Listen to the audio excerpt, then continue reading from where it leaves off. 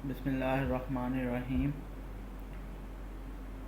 तो next lecture में start करने लगा हूँ। प्रीवियस लेक्चर में हमने रिसर्च पेपर के बारे में पढ़ा, तो इसमें आपको रिसर्च पेपर का क्लियर हो गया। अगर कोई कन्फ्यूजन है तो you can ask question in next lecture. तो आज हमने जो पढ़ना है वो रिव्यू पेपर के बारे में पढ़ना है कि review paper, what is review paper, review paper है क्या। तो इसमें जो मेन चीज़ है वो है कि रिव्यू पेपर और रिसर्च पेपर में फ़र्क क्या है, लिखते कैसे हैं, इसकी इम्पोर्टेंस क्या है और प्रोफेशनल लाइफ में इसको कैसे यूज़ करते हैं, और क्या इसका भी सेम इम्पैक्ट होता है एज अ रिसर्च पेपर, और क्या जर्नल और इम्पैक्ट फैक्टर सेम काउंट होता है। तो इसमें ये मैं एक बात क्लियर कर दूं आपको कि रिव्यू और रिसर्च पेपर जर्नल्स में ही पब्लिश होते हैं, कि एक जर्नल में हम रिव्यू पेपर भी जमा करवा सकते हैं और रिसर्च पेपर भी।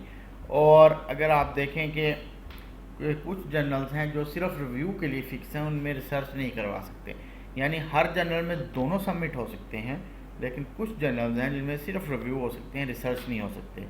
तो इसकी इम्पोर्टेंस ये है कि ये टाइम सेविंग होता है किसी भी रिसर्चर के लिए जब हम इसको पढ़ते हैं, क्योंकि ये हम क्या करते हैं कि हम अपना डाटा को कंपाइल नहीं करते। इसमें ये आता है कि हम क्या इसका तरीकाकार है कि 100 रिसर्च पेपर पढ़ते हैं, 100 मोर देन 100 भी पढ़ सकते हैं, यानी एक एवरेज मैं आपको बता रहा हूँ कि 100 के करीब हम रिसर्च पेपर एक टॉपिक के बारे में पढ़ते हैं और उसको उन 100 की फाइंडिंग्स को एक पेपर में इकट्ठा कर देते हैं।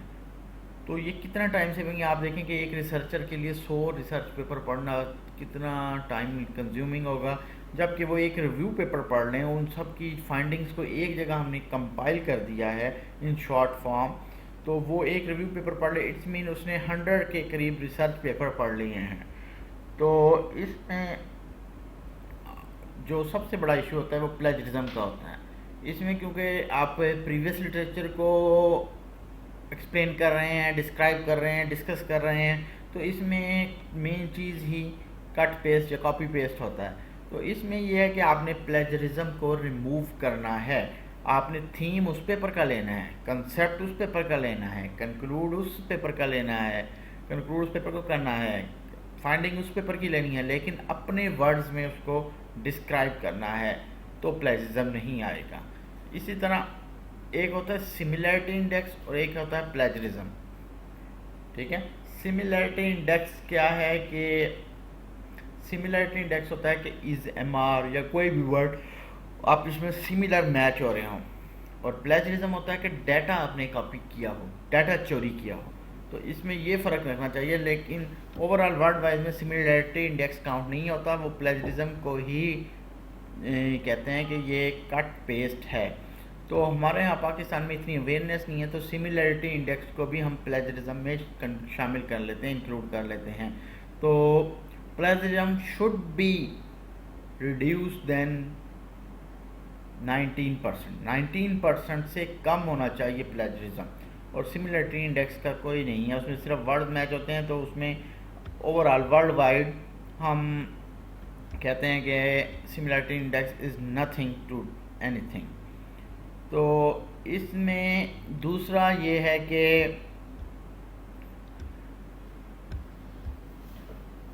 प्लेजरिज्म के ओवरऑल मैं साथ साथ प्लेजरिज्म का भी अब आपको पढ़ा देता हूँ कि प्लेजरिज्म के वर्ल्ड वाइड 2 रूल हैं। रिव्यू पेपर स्टार्ट किया है, उसमें एक वर्ड आ गया प्लेजरिज्म। अब थोड़ा सा मैं आपको इसीलिए एक्सप्लेन कर रहा हूँ कि प्लेजरिज्म में बहुत ज़्यादा लोग फंस रहे हैं, उनके ख़िलाफ़ केस हो जाते हैं अगर वो प्लेजरिज्म करते हैं या प्लेजरिज्म सेम प्लेजराइज पेपर करते हैं, डाटा उठा के वही पेस्ट कर देते हैं। तो उसमें ओवरऑल वर्ल्ड वाइड जो रूल्स रेगुलेशन चल रहे हैं वो 2 हैं कि प्लेजरिज्म शो 6 वर्ड, यानी 6 वर्ड अगर आप कॉपी करेंगे तो प्लेजरिज्म शो होगा, और अगर रेफरेंस आप एंड पे दे रहे हैं, मसलन आप एक लाइन सेंटेंस लिख रहे हैं पूरा, उसके बाद एंड पे रेफरेंस कोड कर रहे हैं, ठीक है, स्टार्ट में रेफरेंस नहीं दे रहे, एंड पे दे रहे हैं, तो आप 6 वर्ड तक कॉपी कर सकते हैं। जो ही आप 7 वर्ड सेम कॉपी करेंगे तो वो प्लेजरिज्म का सॉफ्टवेयर जिसको टर्निटिन कहते हैं, Turnitin is use for detecting plagiarism, Turnitin software is use for detecting plagiarism. तो प्लेजरिज्म में अगर 6 वर्ड सेम आ रहे हैं किसी भी सेंटेंस में तो वो प्लेजरिज्म काउंट नहीं करेगा सॉफ्टवेयर। यूं ही हम 7 वर्ड्स 8 वर्ड्स कॉपी करते हैं same, no change in any word, then it can be plagiarised, वो पकड़ा जाएगा बंदा। और इसी तरह 90% प्लेजरिज्म अलाउड है, 20% हो गया या 20 से ज़्यादा हो गया वो अलाउड नहीं है। तो अगर बाज़ दफ़ा हम साइंटिस्ट को फर्स्ट में कोट कर देते हैं, ऐसे भी पेपर आपने देखे होंगे कि साइंटिस्ट मतलब Saeed at all explain that, या Afzal at all explain that, explore that, describe that. अगर रेफरेंस पहले कोट कर देंगे तो मोर देन 150 वर्ड्स, यानी 150 वर्ड्स तक हम कॉपी कर सकते हैं, सेम टू सेम अलाउ है। अगर रेफरेंस एंड पे कोट करेंगे तो 6 वर्ड तक अलाउ है, और अगर रेफरेंस फर्स्ट में कोट करेंगे तो 150 वर्ड्स तक अलाउ है। ये रूल आपने वर्ल्ड वाइड प्लेजरिज्म के याद रखने हैं। अक्सर पेपर में मैं ये दो पूछ लेता हूँ कि describe the rules of plagiarism, कि प्लेजरिज्म के ओवरऑल वर्ल्ड वाइड कौन से 2 रूल हैं। पहला रूल ये है कि अगर रेफरेंस एंड पे कोट कर रहे हैं तो 6 वर्ड से ज़्यादा नहीं कॉपी कर सकते, और अगर रेफरेंस फर्स्ट में कोट कर रहे हैं, जो आजकल चेंज हो गया, ज़्यादातर हम एंड पे ही कोट करते हैं, अगर फर्स्ट में कोट कर रहे हैं तो हम 150 तक भी कर सकते हैं। ठीक है, तो ये था प्लेजरिज्म के रूल। ये 2 या 3 नंबर का मैं पेपर में पूछ लेता हूँ, what's are the rule of plagiarism. तो अब है आगे कि रिव्यू पेपर की कंपोनेंट। पहले मैं बता दूं, रिव्यू पेपर होता है, मैंने आपको पहले भी बताया कि 100 से या मोर देन 100 या बिलो 100 कुछ यानी 70 to 80 पेपर लेके उनको एक जगह कंक्लूड करना उनकी फाइंडिंग्स को, that is called review paper. तो आपने देखा होगा कि थीसिस जब मैंने आपको पढ़ाया था तो उसका सेकंड चैप्टर भी रिव्यू ऑफ लिटरेचर था, वो भी यही होता है सेम। रिव्यू पेपर भी वही होता है। रिव्यू पेपर को बस हम पब्लिश करवा लेते हैं, उसको इसलिए पेपर कहते हैं।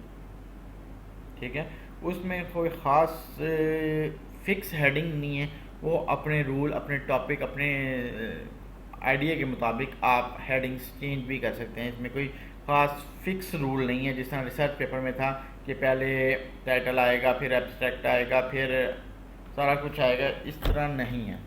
ठीक है, तो इसमें आपने बस याद रखना है कि पहले प्लेजरिज्म का मोर इशू है, प्लेजरिज्म के रूल याद रखने हैं, प्लेजरिज्म होता क्या है, रिव्यू क्या होता है कि हम कई सारे रिसर्च को, कई सारी फाइंडिंग्स को एक जगह पे इकट्ठा कर देते हैं एक टॉपिक के बारे में। ठीक है, और फिर उसको हम पब्लिश करवा लेते हैं। तो इसमें सेकंड ये है कि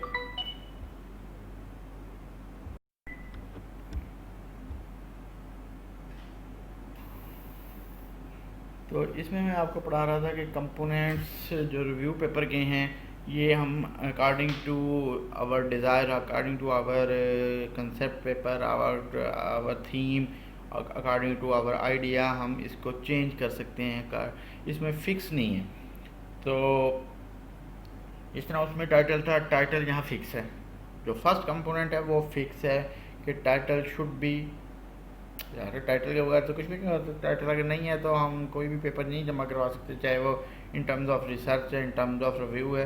तो टाइटल के वही 3 करैक्टरिस्टिक जो मैंने रिसर्च पेपर में बताए थे, ब्रीफ, अट्रैक्टिव और इनोवेटिव, यहाँ भी सेम है। जहाँ जिस किस्म का भी टाइटल होगा, थीसिस का होगा, सिनॉप्सिस का होगा, रिसर्च प्रपोजल का होगा, रिव्यू का होगा, रिसर्च का होगा, तो title should be brief, title should be innovative और टाइटल शुड बी अट्रैक्टिव। उसके बाद है अथर डिटेल। ये जो रिसर्च पेपर में भी, सॉरी मुझे बताना याद नहीं रहा, कि अथर की डिटेल वहाँ भी आएगी। तो अथर डिटेल मीन जो पेपर को लिख रहा है, वो एक अथर भी हो सकता है, वो 2 भी हो सकते हैं, वो मोर देन 2 भी हो सकते हैं, वो 15 भी हो सकते हैं, वो 50 भी हो सकते हैं। वो आपको डिटेल और उनकी एफिलिएशन देनी पड़ेगी।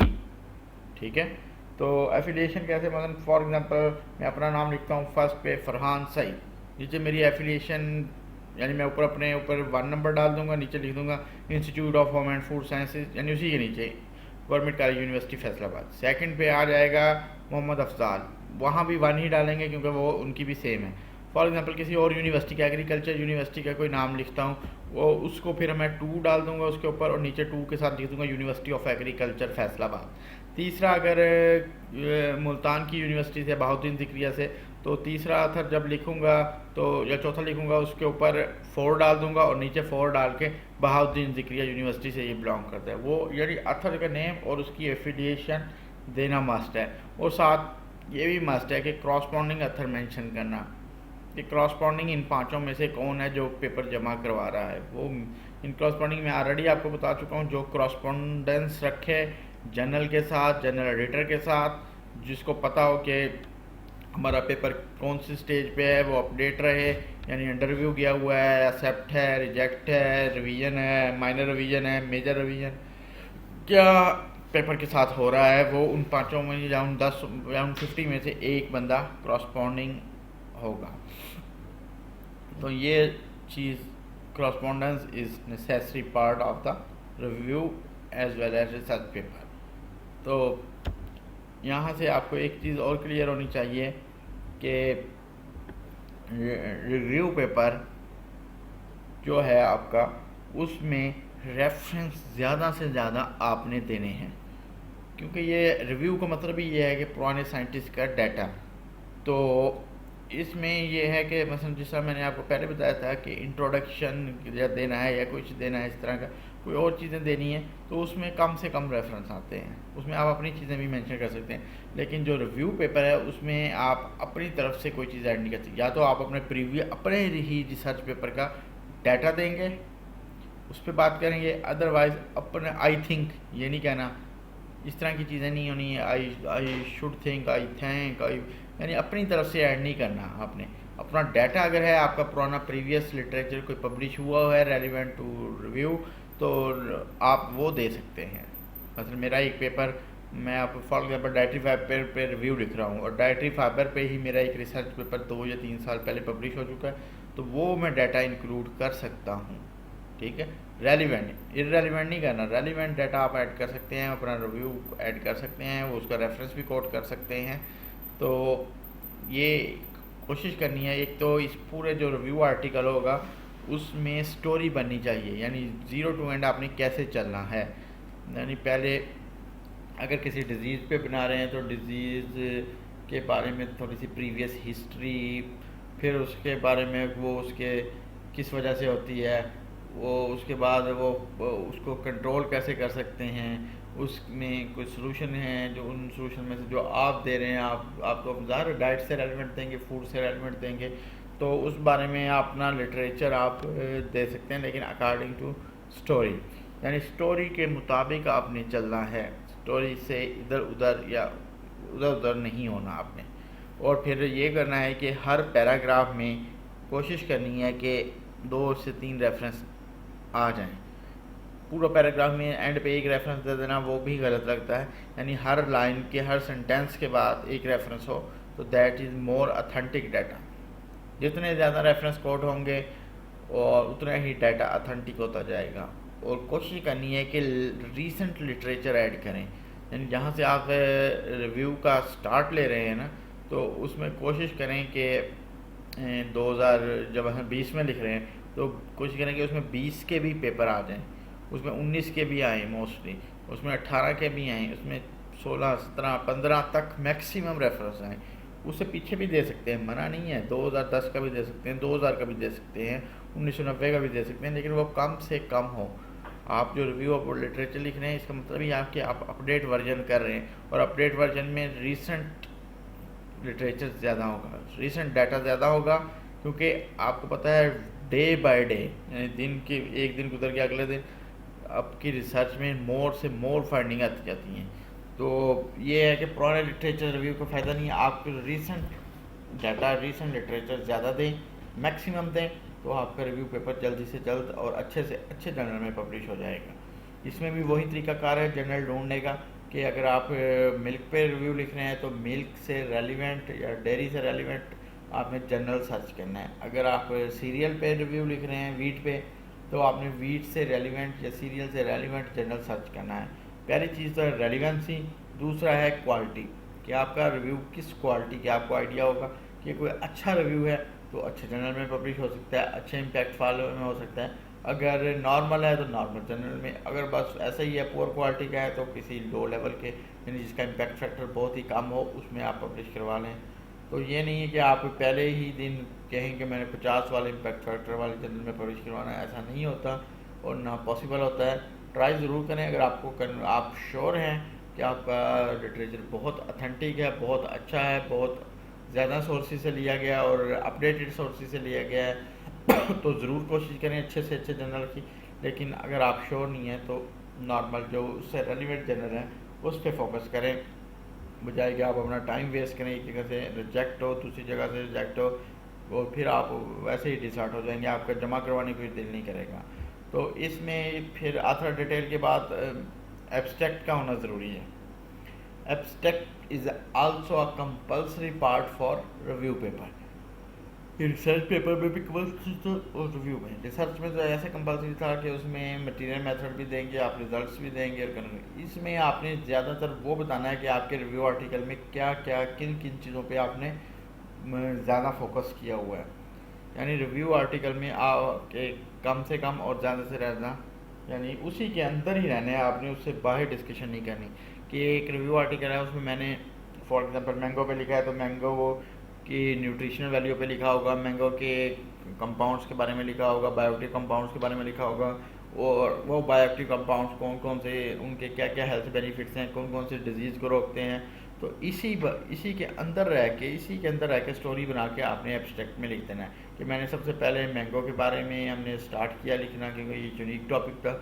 उसके बाद मैंगो की करैक्टराइजेशन की है कि मैंगो के अंदर कौन कौन से कंपाउंड हैं वो डिस्क्राइब किया है, बायोएक्टिव कंपाउंड कौन से हैं, जनरल कंपाउंड कौन से हैं। उसके बाद उन जो बायोएक्टिव कंपाउंड्स हैं उनके क्या मैकेनिज्म है, किस तरह वो डिजीज़ को रोकते हैं और कौन सी डिजीज़ को रोकते हैं और उन सारी डिजीज़ का डिस्कस करना है। उसके बाद एंड पे 1 से 2 लाइनों या 2 से 3 लाइनों में आपने कंक्लूड कर देना है कि ओवरऑल ये जो मैंगो पे मैंने रिव्यू लिखा है उसके ये बेनिफिट होंगे।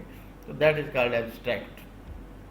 तो आपने जहन में रखना है कि एब्स्ट्रैक्ट भी वही होगा रिव्यू के बराबर ही 10 से 12 लाइनों में, 10 से 12 या कह लें 15 लाइनें मैक्सिमम हो जाएंगी। 300 वर्ड्स तक हम कोई भी एब्स्ट्रैक्ट लिख सकते हैं, इससे ज़्यादा हमें अलाउ नहीं होता जनरल की तरफ से। और कुछ जर्नल तो ऐसे भी हैं जो 100 से ज़्यादा वर्ड अलाउ नहीं करते, लेकिन कुछ मैक्सिमम जर्नल ऐसे हैं जो 300 तक अलाउ करते हैं। यानी 300 से ज़्यादा आपने स्टोरी नहीं लिखनी, 300 से कम ही वर्ड यूज़ करने हैं। तो वही कंक्लूजन आ गया, अलग कंक्लूजन, एक तो वेबसाइट के एंड पे कंक्लूजन करना है और एक जो आप दरमियान में जो हेडिंग दें या ना दें एक तरीके से चलें, लेकिन एंड पे जो हेडिंग देना ज़रूरी है वो कंक्लूजन है। ठीक है, तो इसमें मेजर जो फोकस करना है उसके कंक्लूजन के अंदर कि वो जिस पे आप फोकस करें, वरना रिव्यू तो बहुत लेंथी होगा, हर चीज़ आप नहीं दे सकते कंक्लूजन में। जो आपका मेन थीम है, जिसको आपने टारगेट किया है, जो आपका टारगेट है उसको बताना कंक्लूजन में कि मैं इस पे रिव्यू लिखा था और मेरी ये मोस्ट इम्पॉर्टेंट फाइंडिंग है, मैंने इतना लिटरेचर पढ़ा है, 100 पेपर पढ़े हैं, 200 पढ़े हैं, उसकी फाइंडिंग ये है कि ये मैंगो में ये वाला बायोएक्टिव कंपाउंड पाया जाता है और ये इन डिजीज़ को रिड्यूस करता है, कंट्रोल करता है, उन पे टारगेट करता है। ठीक है, तो इसी तरह आपने रेफरेंसेस देने हैं, अंदर कोट करने हैं, अंदर वो रिपीट भी हो सकते हैं। मतलब एक रेफरेंस मेरा ही फॉर एग्जांपल सईद एट अल 2020 का फर्स्ट में दिया है तो वो 2 से 3 पैराग्राफ के बाद दोबारा रिपीट भी हो सकता है, वो बार बार यानी 10 जगह भी आप दे सकते हैं, लेकिन एंड पे एक ही दफ़ा देंगे, इन डिटेल देंगे। वो मैं आपको ऑलरेडी पढ़ा चुका हूँ कि शॉर्ट फॉर्म में कैसे देना है, 1 अथर हो तो कैसे देना है, 2 अथर हो तो कैसे देना है, मोर देन 2 अथर हो तो कैसे उसको एक्सप्लेन करते हैं। इसी तरह एंड पे वो रेफरेंस की जो लिस्ट होगी उसमें डिटेल में देना है, लेकिन एंड पे वो एक ही दफ़ा देना है। यानी जो अंदर रेफरेंस होंगे वो एंड पे आना ज़रूरी है, लेकिन एक दफ़ा में, बार बार रिपीट ना हो। बैक साइड पे ज़्यादा भी ना हो, कम भी ना हो, अकॉर्डिंग टू यूर टेक्स्ट हो। यानी जितने फॉर एग्जाम्पल 100 रेफरेंस टेक्स्ट के अंदर है और रिपीट नहीं हो रहा तो एंड पे भी 100 होना चाहिए। ठीक है, ना एंड पे कम हो ना एंड पे ज़्यादा हो, ठीक है, ना बार बार रिपीट हो। तो ये अपने जहन में रखना है। तो यहाँ मैंने लिखा हुआ in every paragraph reference must be given, तो रेफरेंस देना बहुत ज़रूरी है, रिव्यू रेफरेंस के बगैर नहीं होता। ये अपने जहन में एक चीज़ बिठा लें। तो इसमें यह है कि अब आपको रिव्यू पेपर और रिसर्च पेपर में डिफरेंस पता लग गया होगा कि रिव्यू में प्रीवियस लिटरेचर को हम स्टडी करके वो उस पर एक आर्टिकल लिखते हैं, that is called review article. तो रिसर्च में अपनी रिसर्च भी है, रिव्यू में भी अपनी रिसर्च दे सकते हैं, लेकिन प्रीवियस जो करंट फाइंडिंग है वो नहीं दे सकते। ठीक है, तो इसमें इम्पोर्टेंस की सेम ही है कि इसमें जो जर्नल में पब्लिश करवाते हैं उतना ही इम्पैक्ट फैक्टर मिलता है, इम्पैक्ट फैक्टर भी बढ़ता है, और बाद औक़ात रिव्यू पेपर का इम्पैक्ट ज़्यादा हो जाता है क्योंकि इसकी साइटेशन ज़्यादा होती हैं, क्योंकि इसमें 100 पेपर का डाटा होता है, तो लोग इसमें से ज़्यादा इस पर फोकस करते हैं कि एक ही जगह से हमें मैक्सिमम लिटरेचर अवेलेबल हो जाए। इसीलिए आपने देखा होगा कि मोस्टली मैक्सिमम जर्नल्स ऐसे हैं कि जो जो रिव्यू के लिए आते हैं और उनका इम्पैक्ट फैक्टर रिसर्च जर्नल से ज़्यादा है। तो इसकी एग्जांपल मैं आपको देता हूँ कि 2 जर्नल्स हैं, एक आजकल जो सिर्फ रिव्यू पे फोकस करते हैं वो है trend in food science and technology, उसका आजकल जो इम्पैक्ट फैक्टर है वो 11 है, और इसी तरह critical reviews in food science and nutrition है एक जर्नल, वो सिर्फ और सिर्फ रिव्यू को डील करता है और उसका भी मोर देन 7 इम्पैक्ट फैक्टर है। ठीक है, बाकी जो रिसर्च के लिहाज से हैं वो 3 to 4 होते हैं मैक्सिमम, वरना 1 to 2 ही ज़्यादा चलते हैं। तो ये अपने जहन में बात बिठा लें कि रिव्यू का जो है ना इम्पैक्ट बहुत ज़्यादा होता है बजाय के रिसर्च। लेकिन अगर इन टर्म्स ऑफ क्वांटिटी देखा जाए तो हमें जो रिक्वायर होता है, मतलब हम जिस तरह यहाँ पढ़ा रहे हैं या जिस तरह कोई भी प्रोफेशनल लाइफ में, तो रिसर्च पेपर की वर्थ उसमें ज़्यादा होती है। मतलब 3 रिसर्च पेपर हैं तो 1 रिव्यू है तो वो चल जाता है। ये नहीं होगा कि 3 रिव्यू और 1 रिसर्च पेपर चले। ठीक है, मैक्सिमम 3 रिसर्च पेपर होंगे तो रिव्यू, और ऐसे नहीं आप इंटरनेशनली रिव्यू लिख सकते।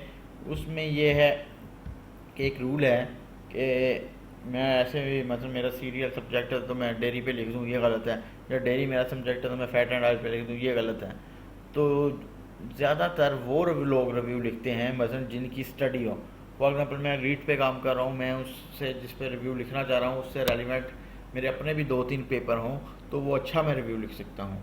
तो कोशिश यही करनी चाहिए, उस टॉपिक पे करना चाहिए जिस पे आपके स्टूडेंट या आप खुद रिसर्च कर चुके हों या कर रहे हों, तो वो रिव्यू पेपर लिखना इजी भी होगा और उसमें कोई आप पे ऑब्जेक्शन भी नहीं लगा सकता। तो ये था ओवरऑल रिव्यू के बारे में। तो ये लेक्चर आप पढ़ें, अगर कोई नहीं समझ लगती आप मुझसे बार बार पूछें, तो नेक्स्ट लेक्चर में हम नेक्स्ट स्टार्ट करेंगे। तो ये लेक्चर यहाँ मैं एंड कर रहा हूँ। तो दैट्स एनफ। थैंक यू बेटा, अल्लाह हाफिज़।